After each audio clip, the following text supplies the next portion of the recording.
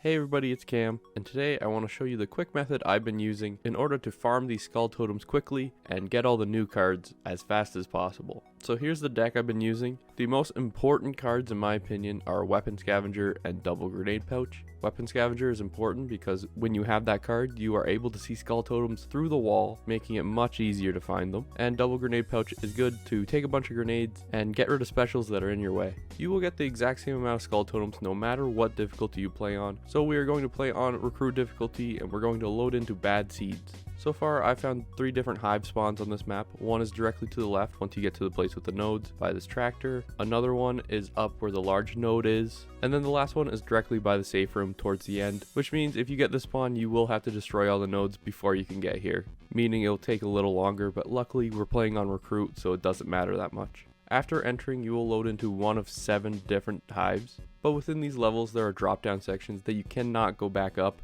Basically, you just want to search the entire area before dropping down in any of these sections. In Bloodstream, there are 2 different water slides. Once you go down them, you can't get back up, so make sure you're searching everywhere before you go down. After the 2 water slides, there is another place that you have to jump down into, you can't go back, and you will have to fight a breaker.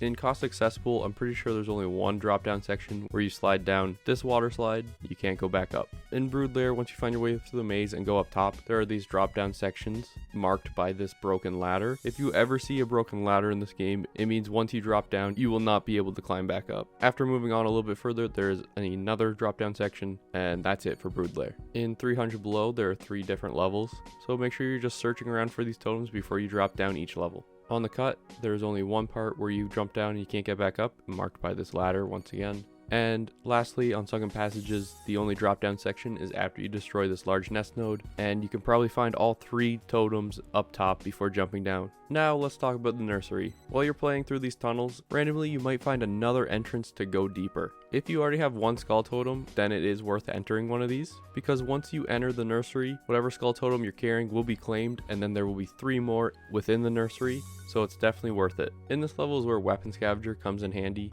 because it's no longer a guessing game of where the totems are. You can actually see the totems through the wall. As long as you go right up to it and kind of slide across the wall, eventually you will see the skull totem highlight, meaning you know to blow up that wall. This is where our grenades will come in handy too. Every time you open up one of these walls, a horde will spawn behind it. For the most part, 1 grenade will take out the entire horde, but sometimes a boss mutation will spawn, and that's the reason we took some melee cards. 1 skull totem will always spawn out in the open in this level, so I recommend picking that up because we're going to use the skull totem in order to kill boss mutations. If 2 breakers show up, you are strong enough to just take the skull totem, tank all the damage, and sit there hitting it. If the hag shows up, kill it with the totem as well, but if an ogre spawns in, you're probably best off to run away. For this reason, I think it is best to search around to find where all the skull totems are first before you start blowing up walls. That way if the ogre is behind the first wall you blow up, you know exactly where you need to go next in order to collect them all. So yeah, that's basically my entire strategy for how I farmed all the skull totems.